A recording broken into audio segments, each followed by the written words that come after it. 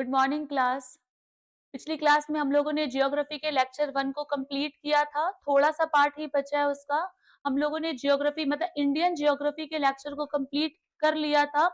भारत को कुल 7 देशों की बाउंड्री टच करती है, हम लोगों ने ये पढ़ लिया है। 28 देश है हमारे 28 राज्य है हमारे देश में और 8 यूनियन टेरिटरीज़ हैं हमारे देश में, ठीक है ना? तो ये सब कुछ हम लोग पढ़ चुके हैं। भारत का कौन-सा राज्य बड़ा है, कौन-सा राज्य छोटा है, ये भी हम लोग देख चुके हैं। भारत में कुल कितने यूनियन टेरिटरीज़ हैं, भारत में कितने कोस्टल एरियाज हैं, भारत को किस देश के साथ में कौन सी सीमा लगती है, कितने चैनल्स है, जैसे 10 डिग्री चैनल जो हमने बताया था आपको कि अंडमान और निकोबार को सेपरेट करता है, ठीक है? लिटिल अंडमान और कार निकोबार के बीच में 10 डिग्री चैनल है, ये सब कुछ हम आपको बता चुके हैं, ठीक है? 2 मिनट का पॉइंट थोड़ा-सा और आगे बढ़ाएँगे मतलब क्लास को और देखेंगे कि जो इंटरनेशनल है, ठीक है ना? इंटरनेशनल, तो बच्चों इंटरनेशनल ओशियन ऑर्गेनाइजेशन, हिंदी में अगर हम बात करेंगे तो बेटा अंतरराष्ट्रीय समुद्र संगठन। अंतरराष्ट्रीय समुद्र संगठन कहता है कि किसी भी देश की जलीय सीमा को, आप बात समझ रहे हैं, किसी भी देश की वाटर बाउंड्री को, जलीय सीमा को 3 भागों में बांटा जा सकता है, 3 भागों में बांटा जा सकता है, ठीक है ना? किसी भी देश की जलीय सीमा को 3 भागों में बांटा जा सकता है। इसका मतलब है इंडिया की जलीय सीमा को भी 3 भागों में बांटा जा सकता है, ठीक है ना? लिखेंगे, नोट डाउन करते हुए चलेंगे। तो किसी भी देश की जलीय सीमा को 3 भागों में बांटा जा सकता है, ऐसा कौन कह रहा है? अंतरराष्ट्रीय समुद्र संगठन। नंबर 1 पे करेंगे टेरिटोरियल सी, प्रादेशिक जल सीमा। ये लिखिएगा टेरिटोरियल सी, प्रादेशिक। तो लिखेंगे नंबर 1 पे प्रादेशिक जल सीमा, ठीक है? नंबर 1 पे हो रहा है प्रादेशिक जल सीमा। टेरिटोरियल सी, नंबर 1 पे लिखिएगा टेरिटोरियल सी, प्रादेशिक जल सीमा। नंबर 2 पे लिखिएगा, नंबर 2 पे लिखेंगे बेटा हम लोग संलग्न क्षेत्र, कॉन्टिजियस, कॉन्टिजियस, कॉन्टिजियस जोन हम इसको बोलते हैं। संलग्न क्षेत्र, नोट डाउन करते रहेंगे, ठीक है? संलग्न क्षेत्र, CONTIGUOUS,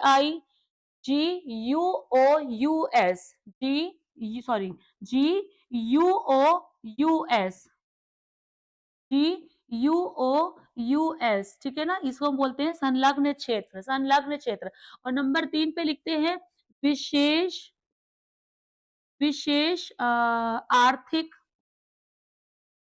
क्षेत्र, EEZ बोलते हैं इसको, EEZ, EEZ, फटाफट लिखेंगे इसको, EEZ, इसको इन शॉर्ट बोल देते हैं एक्सक्लूसिव, सॉरी मैंने विशेष आर्थिक क्षेत्र बोल दिया। EEZ का मतलब होता है इकोनॉमिक एक्सक्लूसिव इकोनॉमिक जोन। पहले इंग्लिश में लिख देते हैं इसको, फिर हिंदी में लिख देते हैं।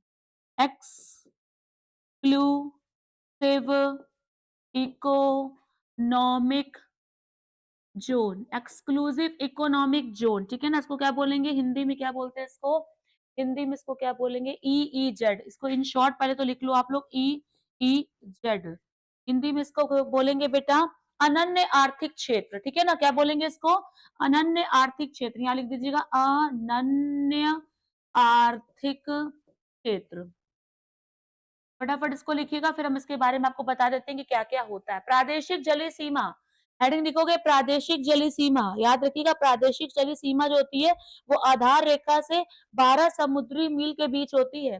देखो बेटा ये लैंड है, समझ रहे हो बात को? ये जो है वो लैंड है हमारा, ठीक है ना? जैसे मान लेते हैं ये महाराष्ट्र वाला है, ये गोवा वाला है, ये कर्नाटक वाला है, सॉरी हाँ ये कर्नाटक वाला है और ये केरल वाला है। तो ये लैंड हो गया हमारा, ठीक है ना?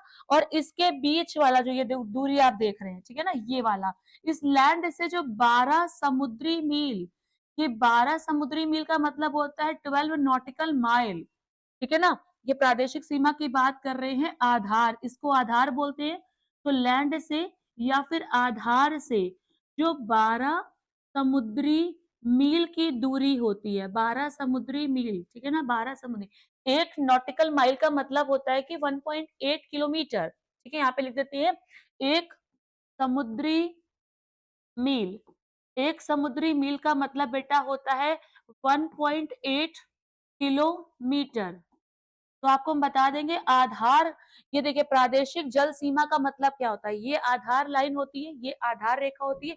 इस आधार रेखा से जब हम समुद्र के बीच में और चलते हैं 12 समुद्री मील तक, तो उसे हम कहते हैं आधार रेखा, ठीक है ना। ये आधार से यहाँ पे जो चलेंगे उसे हम कहेंगे टेरिटोरियल सी। क्लियर है।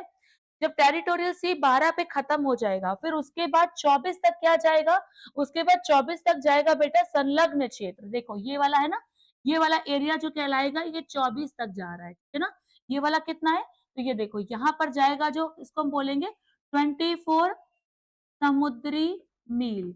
ये 24 समुद्री मील तक है, यानी 12 से लेकर 24 तक वो क्या जाएगा, संलग्न क्षेत्र हो जाएगा, ठीक है ना।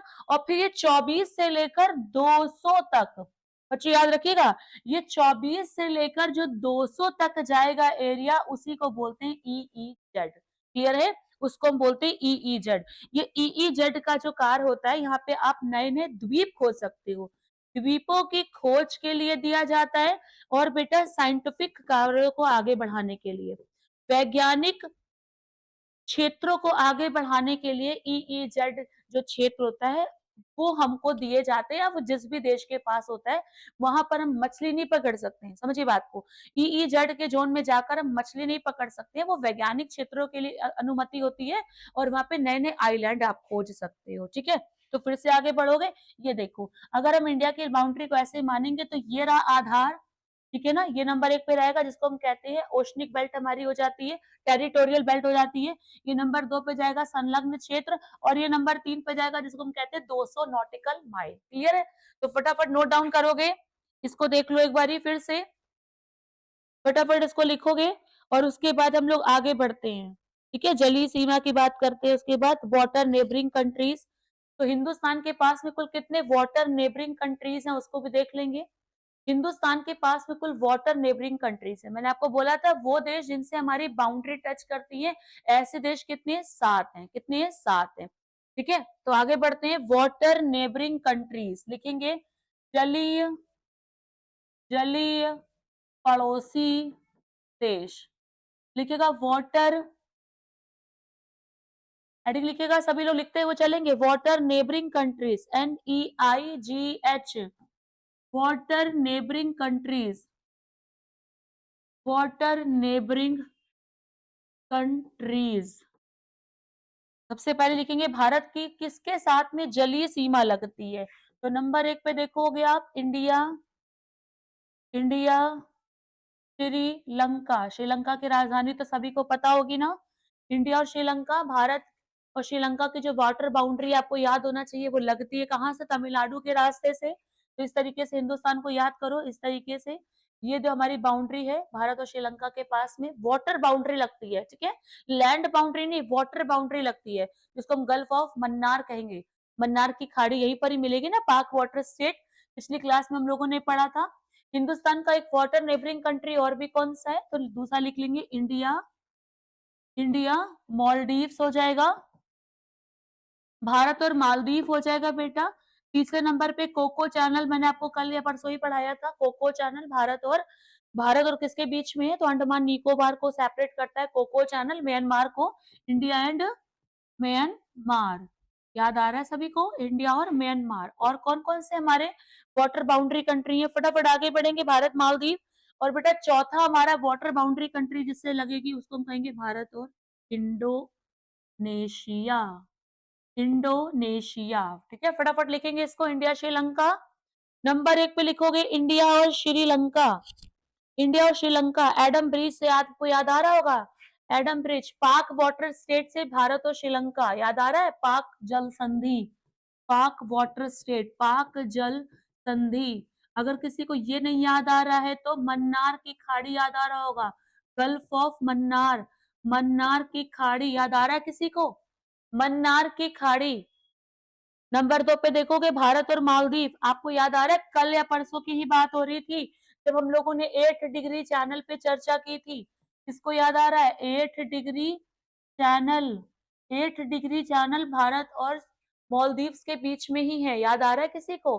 भारत और म्यांमार पे कल परसों बात हो रही थी, तो क्या बोला था हमने आप लोगों को? भारत और Myanmar Coco, Coco island, Coco channel, किसी को याद आ रहा है? कोको चैनल भारत और म्यांमार के बीच में है। फटाफट नोट डाउन करोगे और फिर करोगे भारत और इंडोनेशिया। अगर आप ग्रेट निकोबार पे जाओगे ना, तो भारत का जो ग्रेट निकोबार है और इंडोनेशिया का जो सुमात्रा आइलैंड है, वो दोनों टच हो रहे हैं, ठीक है? तो जो भारत का ग्रेट निकोबार है बेटा, भारत का जो ग्रेट निकोबार है और इंडोनेशिया का जो है वो सुमात्रा है। ठीक है, याद आ रहा है? तो ये हो गया इंडोनेशिया का पार्ट और ये हो गया बच्चा इंडिया का पार्ट। तो भारत का पार्ट हो गया ग्रेट निकोबार, इंडोनेशिया का पार्ट होगा सुमात्रा। ठीक है, तो क्वेश्चन क्या था कि क्या भारत और इंडोनेशिया की वाटर बाउंड्री टच करती है? तो बिल्कुल करती है। अगर नहीं करती तो ग्रेट निकोबार और सुमात्रा आइलैंड एक दूसरे के करीब ही होते। वो ध्यान से मैप में सर्च करते रहिएगा, ठीक है ना? बढ़े आगे, जल्दी से नोट डाउन करते रहो, इनको देख लो फटाफट और आगे बढ़ो।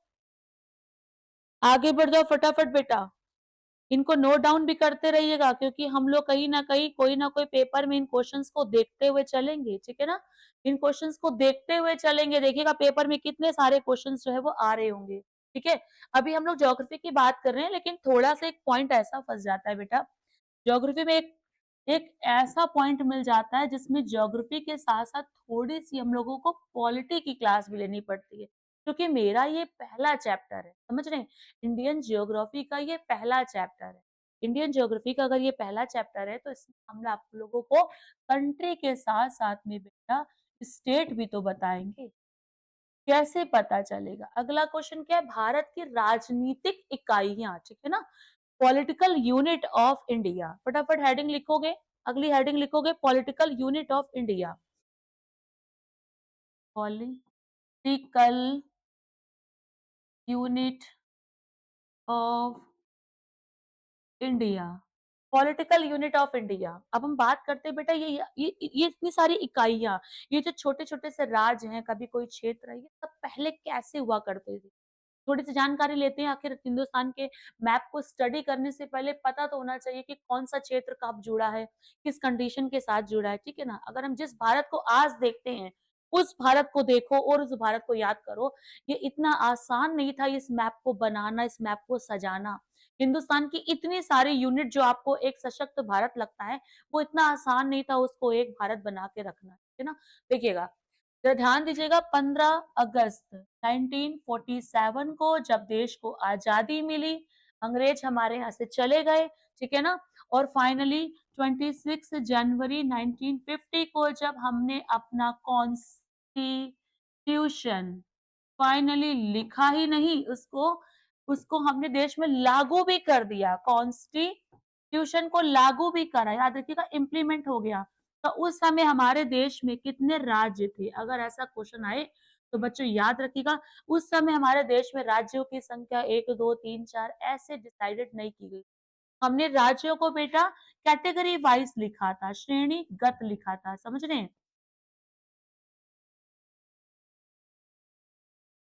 कैटेगरी वाइज़ लिखा था। कैसे लिखा था हम लोगों ने? यहाँ लिखा था क हो गया, ख हो गया, ग हो गया और घ हो गया।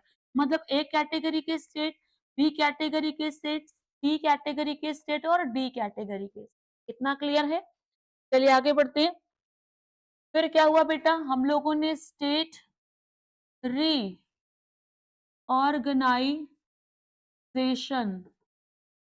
कमीशन की स्थापना करी। समझ रहे हैं बात को?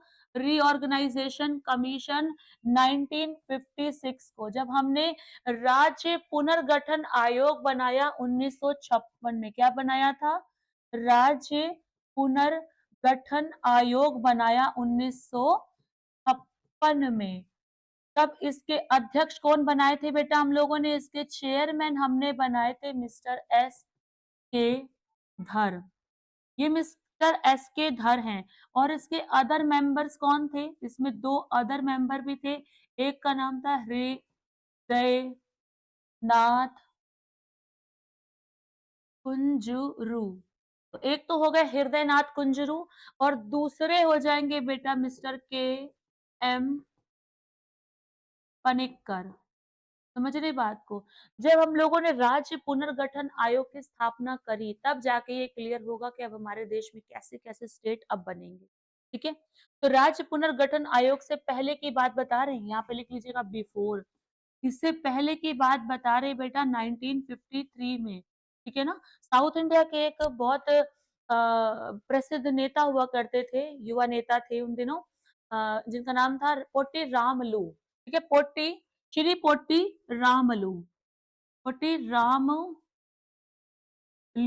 ये पोटी रामलू हैं, जो कि तेलुगु लैंग्वेज के बेस पर तेलुगु लैंग्वेज चाहते हैं कि तेलुगु लैंग्वेज के बेस पर एक स्टेट बनना चाहिए। कौन-सा स्टेट बनना चाहिए? तो ये चाहते हैं कि तमिलनाडु, जो कि उस समय तमिलनाडु नहीं था बेटा, उस समय वो था मद्रास।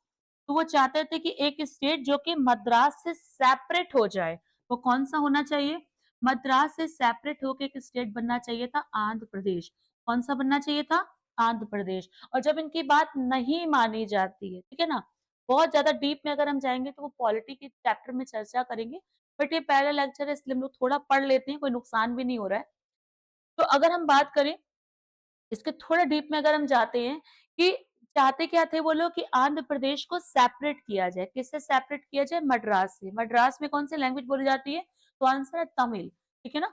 मद्रास के ऊपर वाले हिस्से में बोली जाती है तेलुगु। तेलुगु बेस पर ही वो चाहते थे कि आंध्र प्रदेश की स्थापना कर दी जाए। आंध्र प्रदेश की स्थापना कर दी जाए, ठीक है ना? तो जब आंध्र प्रदेश की स्थापना होने जा रही है, अच्छा पहले क्यों नहीं हुई? पहले क्यों नहीं हुई? तो हम आपको बता दें कि सबसे पहली बार अच्छा मैंने एक चीज़ आपको गलत बता दी है। यहाँ पे जो एसके धर हैं, इस कमेटी ने तो लैंग्वेज के बेस पर कमेटी स्टेट बनाने से रोका था। ठीक है ना? तो एसके धर नहीं है, बच्चों याद रखिएगा यहाँ पे फजल अली हैं। इसके चेयरमैन है फजल अली। ये चेयरमैन है फजल अली, 2 मेंबर हैं हृदयनाथ कुंजरू और केएम पनिक्कर। फजल अली जो है वो राज्य पुनर्गठन आयोग के अध्यक्ष हैं। मुझे यहाँ से बात याद आई है कि 1948 में एक कमीशन बनाया गया था, एक एक समिति बनाई गई थी, उसके अध्यक्ष थे मिस्टर एस के धर। और बेटा मिस्टर एस के धर ने लैंग्वेज बेस स्टेट को मना कर दिया। इन्होंने कहा लिंग्विस्टिक बेस स्टेट नहीं होने चाहिए, नहीं होने चाहिए। चलिए कोई बात नहीं। उसके बाद 1948 में एक और कमेटी बनी जिसने 1949 में अपनी सिफारिशों को प्रस्तुत किया। ठीक है? इस कमेटी का नाम था मिस्टर जेबीटी। ओके? ये जे फॉर है जवाहरलाल नेहरू, बी फॉर है वल्लभ भाई पटेल एंड पी फॉर है पट्टाभी सीतारामैया। ओके? जवाहरलाल नेहरू, वल्लभ भाई पटेल और पट्टाभी सीतारमैया। इनके ऊपर भी इसी चीज का कार्यभार सौंपा गया था कि आपको देखना है कि लैंग्वेज के बेस पर, लिंग्विस्टिक बेस पर भाषा के आधार पे कोई स्टेट बने या कोई स्टेट ना बने। बहुत लंबे समय तक काम हम करा इन्होंने और 49 में इन्होंने अपनी रिपोर्ट जो थी वो प्रेजेंट करी, प्रस्तुत करी और इन्होंने भी कहा कि कभी भी कोई लैंग्वेज बेस पर, क्योंकि इनके अकॉर्डिंग भी भारत में ना बहुत सारी भाषाएं बोली जाती हैं। तो ऐसे तो हर एक शहर के अंदर ना जिसको आज हम कह रहे हैं, जैसे मान लेते हैं हम 5 किलोमीटर से यहाँ तक आ रहे हैं, तो इस तरीके से तो भारत में बहुत सारे जो स्टेट है वो बन जाएँगे, है ना? इस तरीके से तो भारत में बहुत सारे स्टेट जो है वो अलग-अलग बन जाएँगे। तो क्या बहुत सारे स्टेट बनने चाहिए कि नहीं बनने चाहिए? तो इन्होंने यानी जेबीपी कमेटी ने भी कहा कि लैंग्वेज के बेस पे कोई स्टेट बेटा नहीं बनना चाहिए। लैंग्वेज के बेस पे कोई स्टेट नहीं बनना चाहिए।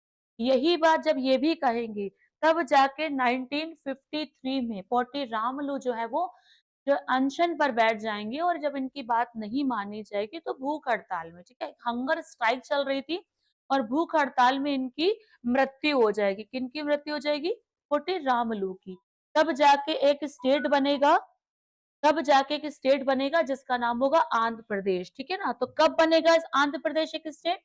तो लिख लीजिएगा 1 अक्टूबर 1953 को।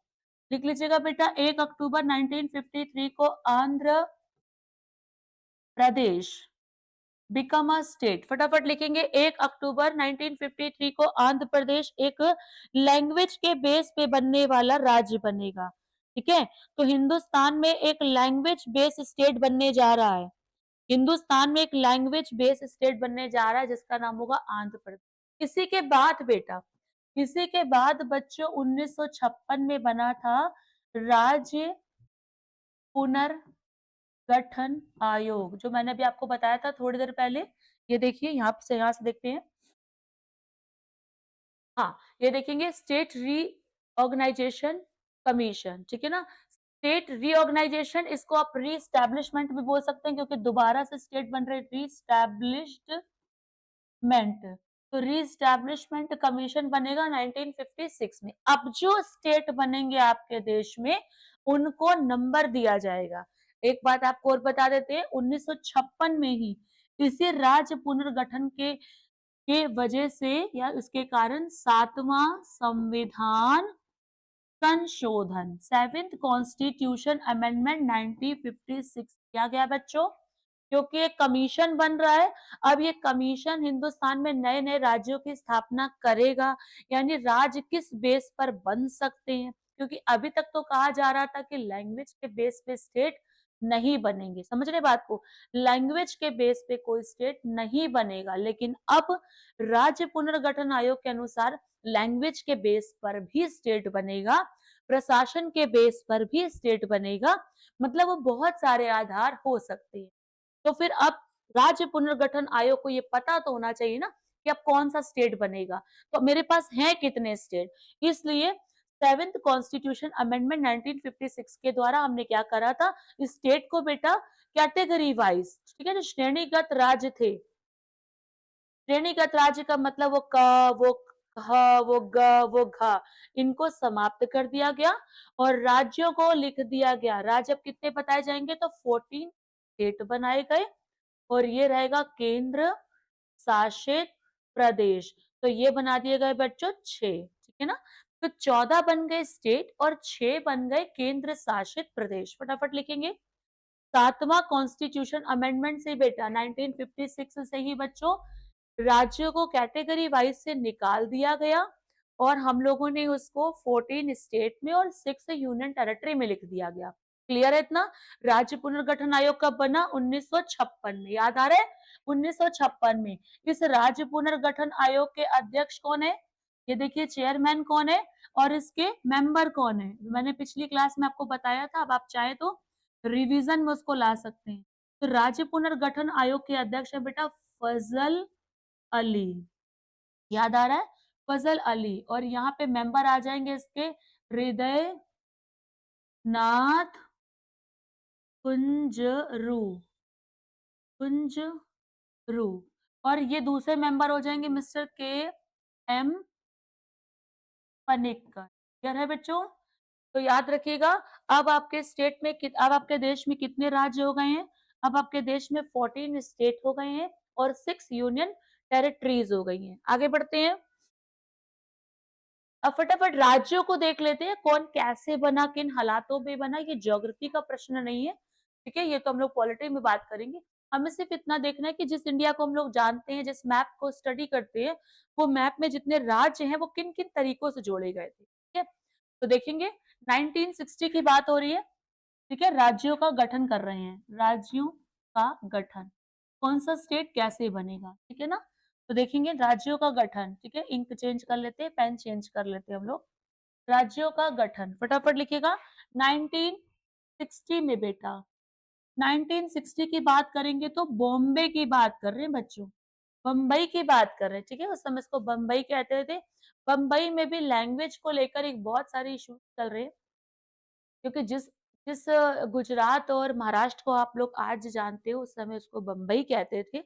वहां पर का जो उत्तरी क्षेत्र है वो गुजराती बोलता है और जो दक्षिणी क्षेत्र है वो मराठी बोलता है, ठीक है। तो 1960 में बम्बई को भी 2 भागों में बांट दिया जाएगा और इसके नॉर्थ वाले हिस्से को बना दिया जाएगा गुजरात और साउथ वाले हिस्से को बना दिया जाएगा महाराष्ट्र, ठीक है ना। आपको बता दें, चूंकि बम्बई ही 14 राज्यों में आ चुका था, इसलिए बम्बई का नाम बदल के अब क्या हो रहा है, महाराष्ट्र। मतलब वो 14 राज्यों में जिसमें बम्बई शामिल था, वही तो महाराष्ट्र हो गया ना। तो बेटा बन कौन सा स्टेट रहा है? बन रहा था गुजरात। तो ये देश का बेटा कौन सा स्टेट बन गया? 15वां राज्य बन गया। फटाफट नोट डाउन करते जाएंगे। ये देश का बनेगा 15वां राज्य, फटाफट लिखिए। ये देश का बनेगा 15वां राज्य, ठीक है ना? उसी तरीके से 1963 में बेटा, 1963 में कुछ नागा हिल्स होंगे और कुछ असम का क्षेत्र होगा, ठीक है? कुछ नागा हिल्स होंगे और कुछ असम का क्षेत्र होगा जिसे सेपरेट करके बनाया जा रहा है नागालैंड। तो बेटा ये कौन-सा स्टेट बन गया? ये बन गया देश का 16वां राज्य, क्लियर है? तो नागालैंड बन गया बेटा देश का 16वां राज्य। अभी बात करते हैं हम लोग पंजाब की 1966 में। ऐसे ही इशू पंजाब में भी बहुत सारे चल रहे हैं। पंजाब में एक हिंदी भाषा को लेके चल रहा है, कुछ पहाड़ी क्षेत्रों को लेकर इश्यूज चल रहे हैं, हिमालयी क्षेत्रों को लेकर भी इश्यूज चल रहे हैं। तो पंजाब में बेटा क्या होने जा रहा है? ये रहेगा हिंदी भाषी क्षेत्र जिसको आप कहते हो हरियाणा। ये बनेगा बच्चों 17वां राज्य। कब बनेगा? 1966 में। ये बन जाएगा 17वां राज्य। इधर बनेगा चंडीगढ़। इधर बनेगा चंडीगढ़ और उसी के साथ में एक बनेगा हिमाचल हिमाचल प्रदेश। लेकिन आपको बता दें हिमाचल प्रदेश और चंडीगढ़ को अभी यूनियन टेरिटरी का दर्जा दिया जाएगा, राज्य का दर्जा नहीं दिया जाएगा। लेकिन बहुत जल्दी ही 1971 आ गया, 1971 और ये रहा आपका हिमाचल प्रदेश। तो बेटा हिमाचल प्रदेश को हम लोगों ने 18वां स्टेट 18वें राज्य का दर्जा दे दिया। किसका दर्जा दिया है? 18वें राज्य का दर्जा दिया है। फटाफट नोट डाउन करते रहेंगे। फटाफट नोट करेंगे बेटा। 1971 तक आपके सामने हिमाचल प्रदेश लिख लिए। अब 1972 में मेघालय, मणिपुर और त्रिपुरा आ जाएगा। ठीक है, 1972 में ये रहा आपके सामने मेघालय, ये रहा आपके सामने मणिपुर और ये रहा आपके सामने त्रिपुरा। क्लियर है? तो बेटा ये इस तरीके से अब आपके यहाँ पर राज्य बन रहे हैं। अब ये बनेगा मेघालय देश का 19वां राज्य, 20वां राज्य, 21वां राज्य। ठीक है? मेघालय देश का 20वां राज्य है, मणिपुर देश का 21वां राज्य है और त्रिपुरा देश का 21वां राज्य है। मतलब ये रहा 19वां, ये रहा 20वां और ये रहा बेटा 21। अब हम लोग क्या करेंगे 1975 में सिक्किम को लेके बड़े सारे इश्यूज थे, तो बेटा इसको लेकर हमने एक 35वां और एक 36वां, ठीक है, 35वां और 36वां कॉन्स्टिट्यूशनल एक कॉन्स्टिट्यूशनल अमेंडमेंट किया, कॉन्स्टिट्यूशनल अमेंडमेंट किया बेटा। और सिक्किम को बच्चों हम लोगों ने अपने देश का सिक्किम को हम लोगों ने अपने देश का 22वां राज्य बनाया था, है ना, 22वां राज्य। वेरी वेरी इंपॉर्टेंट क्वेश्चन है ये, इस पर टिक लगाइए आप लोग, 5 स्टार दीजिए इस क्वेश्चन को। ठीक है, बहुत इंपॉर्टेंट क्वेश्चन है। किस अमेंडमेंट से सिक्किम को देश का 22वां राज्य बनाया था? तो आंसर है 35 से को स्टेट का दर्जा दिया था, 36 कॉन्स्टिट्यूशन अमेंडमेंट से इसको हम लोगों ने पूरे राज्य का दर्जा दिया है। ये देश का 22वां राज्य बनेगा। ठीक है, जल्दी से नोट करो या फिर स्क्रीनशॉट ले लो इसका, ताकि हम लोग आगे बढ़ सके। 1975 में सिक्किम, अब 1987 में बनेगा मिजोरम। ठीक है, देश का बनेगा 23वां राज्य। आइए नेक्स्ट आते हैं 1987। 1987 मिजोरम, तो लिख लीजिएगा मिजोरम। मिजोरम 23rd स्टेट बना बेटा। 1987 अरुणाचल प्रदेश, 1987 अरुणाचल प्रदेश देश का 24वां राज्य बनेगा। और 1987 को ही बेटा 1987 को ही बच्चों गोवा को देश का 25वां राज्य बनाया गया था। ठीक है, हालांकि एक आपको बात बता दें, गोवा जो है वो हमने पुर्तगालियों से प्राप्त किया था 1961 को हमें मिल गया था। लेकिन देश के फाइनेंशियल कंडीशन तो हम इतना इश्यूज नहीं था, लेकिन एडमिनिस्ट्रेटिव कंडीशनल अगर हम बात करें और पॉलिटिकली कंडीशन की बात करेंगे तो काफी वीक हुआ करते थे, इसलिए गोवा को हम लोगों ने पुर्तगालियों से लेते ही स्टेट का दर्जा नहीं दिया था। नोट कर लीजिएगा, ये नोट करके लिखिएगा गोवा। दिसंबर 1961 को दिसंबर 1961 को पुर्तगालियों से ठीक है, गोवा भी लिख रही हूँ यहाँ पर, दमन भी लिख रही हूँ और बेटा दीव भी लिख रही हूँ। तो पुर्तगालियों से प्राप्त किया था। ये लिख लीजिएगा नोट करके। नोट करके लिखेंगे बच्चों। और उसके बाद 2000 की बात करते हैं, ये रहेगा नवंबर का मंथ और ये रहेगा 2000। ठीक है, ये रहेगा नवंबर का मंथ और ये रहेगा 2000। नवंबर का मंथ और 2000 बच्चों आपको बता देते हैं। ये हमारे यहाँ राज्य एक है एमपी, ये हमारे यहाँ राज्य एक है यूपी और ये भी हमारे यहाँ राज्य एक है जिसको हम कहते हैं बिहार। मध्य प्रदेश के मध्य प्रदेश से सेपरेट करके बच्चों हम लोग छत्तीसगढ़ को देश का 26वां राज्य बना देंगे।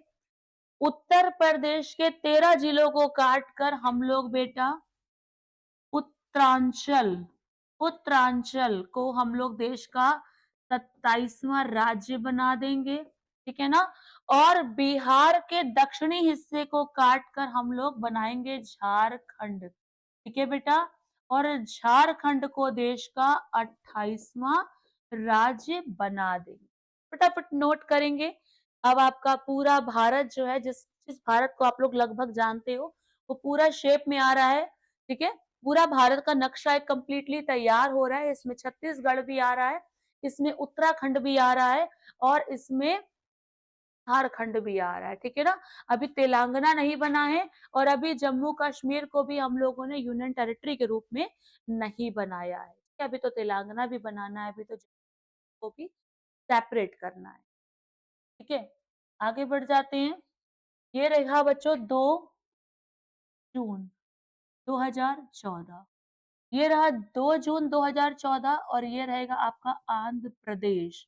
क्लियर है। आंध्र प्रदेश के बच्चों 10 जिलों को काटकर आंध्र प्रदेश के 10 जिलों को काटकर हम लोगों ने देश का एक स्टेट बनाया जिसको हम कहते हैं Telangana. Telangana become a 29th state of India. तो ये देश का 29वां राज्य बन गया। ठीक है, ये देश का 29वां राज्य बन गया था। कौन सा स्टेट? तेलंगाना। ठीक है, तेलंगाना। जल्दी से लिखेंगे। हल्दी को लेकर बहुत फेमस स्टेट है ये। हल्दी का प्रोडक्शन जो है वो तेलंगाना में काफी सारा होता है। कई बार तेलंगाना नंबर 1 पे भी आ चुका है, कई बार यूपी के बाद तेलंगाना का नाम आ जाता है। ठीक है ना। यहाँ के मुख्यमंत्री देश के सबसे रिच मुख्यमंत्री है, तो उसको भी लेके काफी फेमस रहता है। कई बार आंध्र प्रदेश के मुख्यमंत्री भी इसमें इस कैटेगरी में आ जाते हैं। चलिए बच्चों, तो अब क्या होगा? 2019 की बात करते हैं। 2019 की बात कर लेते हैं। अक्टूबर का मंथ था। 2019 की बात करें तो ये रहेगा जम्मू कश्मीर। बेटा जम्मू कश्मीर को राज्य का दर्जा जो दिया गया था वो क्या कर दिया गया? राज्य का दर्जा समाप्त कर दिया गया और जम्मू कश्मीर को 2 यूनियन टेरिटरी बनाया गया। 2 यूनियन टेरिटरी में इसको तोड़ दिया गया। एक बनाया गया जम्मू कश्मीर, ठीक है? एक बनाया गया जम्मू कश्मीर केंद्र शासित प्रदेश और दूसरा बनाया गया लद्दाख केंद्र शासित प्रदेश। लद्दाख केंद्र शासित प्रदेश देश का सबसे बड़ा लार्जेस्ट यूटी है। याद रखिएगा, देश का सबसे बड़ा लार्जेस्ट यानी कि देश का सबसे बड़ा केंद्र शासित प्रदेश है। ठीक है ना। जम्मू कश्मीर और लद्दाख बनेंगे आपके 2019 को। बस एक चीज और बाकी रह गई है 2020। जनवरी 2020 में बेटा क्या हो जाएगा? दादर नागर हवेली। तो आपको बता दें दादर नागर हवेली का विलय कर दिया जाएगा किसमें बेटा? दमन और दीव में इसका विलय कर दिया गया। ठीक है ना। तो वैसे तो 9 यूनियन टेरिटरी बन गई थी, लेकिन फिर से वही देखेंगे हम लोग, क्योंकि पहले तो हमारे पास 7 थी, फिर ये 8वीं बन गई है, फिर ये 9वीं बन गई है, तो 9 हो जानी चाहिए थी। लेकिन दादर नागर हवेली का विलय हमने कर दिया दमन और दीव में, तो फिर कितनी हो गई है? 8 यूनियन टेरिटरी। जिस हिंदुस्तान की हम लोग बात कर रहे हैं, ये देखिए इंडिया, हिंदुस्तान, भारत। ठीक है। जिस हिंदुस्तान की हम लोग बात कर रहे हैं उसमें 28 हो गए हैं स्टेट, 28 हो गए स्टेट और 8 हो गए हैं केंद्र शासित प्रदेश। ठीक है। बस आज के बाद हम लोग जो भी हिंदुस्तान पढ़ रहे हैं वो ये हिंदुस्तान है। इसमें 28 तो राज्य हो जाएंगे और 8 जो हो जाएंगे वो केंद्र शासित प्रदेश हो जाएंगे। याद आ रहा है आप लोगों को? इन 28 राज्यों में सबसे बड़ा राज्य कौन सा है? Biggest state. इन 28 राज्यों में सबसे बड़ा राज्य कौन सा है? तो आंसर है राजस्थान, सबसे बड़ा राज्य है। नंबर 2 पे आ रहा है एमपी, नंबर 3 पे आ रहा है महाराष्ट्र, और नंबर 4 पे आ रहा है उत्तर प्रदेश, और नंबर 5 पे आ रहा है बच्चों गुजरात। याद आ रहा है? यही हम लोगों को भारत के क्षेत्र को हम लोग आज के बाद इसको पढ़ते हुए चलते रहेंगे, ना? तो आज हमारा फाइनली जो चैप्टर 1 है वो कंप्लीट होता है, ठीक है ना? चैप्टर 1 कंप्लीट होता है फाइनली। इसके बाद हम लोग शुरू करेंगे चैप्टर 2, ठीक है? चैप्टर 2 को हम लोग शुरू करेंगे। तो जल्दी से बताओगे, भारत में कर्क रेखा कितने राज्यों से होके गुजरती है?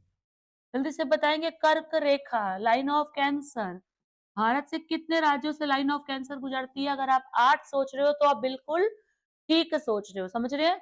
अगर आप 8 सोच रहे हैं तो बिल्कुल ठीक सोच रहे हैं। दूसरा क्वेश्चन जरा बताइएगा, सब पढ़ा चुके हैं। How many coastal state are in India? बताइए बच्चों, भारत में कुल कितने तटीय राज्य हैं? How many coastal states are in India? Bharat में कुल कितने तटीय राज्य हैं? सोचिए फटाफट फटाफट बताइए। मैंने आपको कल भी बताया था कि 9 हमारे वहाँ कोस्टल राज्य हैं और 4 कोस्टल केंद्र शासित प्रदेश हैं, यानी कि यूनियन टेरिटरीज हैं। तो कुल कितने हो गए भारत में कोस्टल क्षेत्र? आंसर है 13। अगर स्टेट पूछेगा तो 9 ही बताओगे। याद रखना, अगर स्टेट पूछेगा तो 9 9 जो है वो कोस्टल राज्य है। देश का सबसे बड़ा कोस्टल राज्य है, देश का सबसे बड़ा कोस्टल राज्य है गुजरात, नंबर 2 पे आंध्र प्रदेश। याद आ रहा है? लेकिन अगर हम बात करें देश का सबसे बड़ा कोस्टल क्षेत्र कौन सा है? अभी मैंने क्षेत्र बोला है, इसमें स्टेट भी आएगा और इसमें यूटीज भी आएंगे। तो कौन सा सबसे बड़ा क्षेत्र हो जाएगा? तो आंसर आएगा अंडमान निकोबार, नंबर 2 पे जाएगा गुजरात। ठीक है, क्वेश्चन नंबर 3 पे जरा ध्यान देना। देश का सबसे छोटा स्टेट कौन सा है? Smallest state of India. देश का सबसे छोटा राज्य कौन सा है? क्षेत्रफल के अनुसार देश का सबसे छोटा राज्य कौन सा है? फटाफट बताइएगा। अगर आप लोग गोवा सोच रहे हैं तो बिल्कुल सही सोच रहे हैं। चलिए क्वेश्चन नंबर 4 बताएंगे।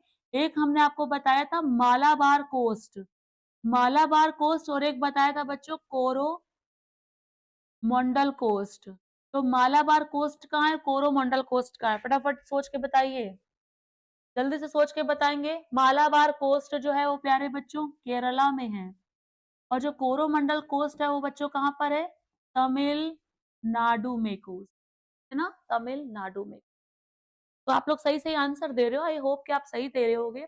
ये रिवीजन की क्लास थी। अगर आप लोगों ने चैप्टर थोड़ा बहुत पढ़ा भी होता है या नहीं भी पढ़ा होता है तो अब आप लोगों की पढ़ाई भी इससे हो जाएगी। आप लोग मेरे इस लेक्चर के बाद में कोई मॉक टेस्ट दीजिएगा, है ना? कोई टेस्ट दे के देखिएगा कि आप लोगों का कितना जो है वो सही जा रहा है, क्या हो रहा है।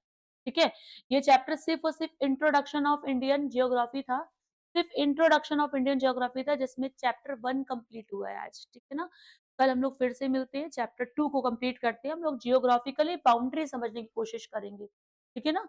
जियोलॉजिकल जियोग्राफी बाउंड्री समझेंगे हिंदुस्तान की। हम लोग देखेंगे स्ट्रक्चर कैसा है हमारे देश का, टेक्टोनिक प्लेटों के द्वारा कैसा स्ट्रक्चर बना है, साउथ में कैसे पहाड़ हैं, नॉर्थ में किस तरीके से जो है वो हिमालय खड़े हुए हैं, नॉर्थ का कैसे प्लेन है, किस तरह से नदियां जो है वो मैदान बनाती हुई जा रही, नॉर्थ का इससे एग्रीकल्चर के लिए जाना जाएगा। साउथ में बहुत सारे पठार हैं, किस तरीके से प्लेट्यूज को हम लोग 6 भागों में बाँटेंगे, पूरे साउथ को देखेंगे, पूरे नॉर्थ को देखेंगे, ठीक है? तो बच्चों तब तक आप लोग इन चीज़ों का रिवीजन करते रहिएगा। आज के लिए हम लोग क्लास को समाप्त करते हैं, पढ़ते रहिए, मज़े से पढ़ते रहिए आप लोग। चलिए जय हिंद क्लास।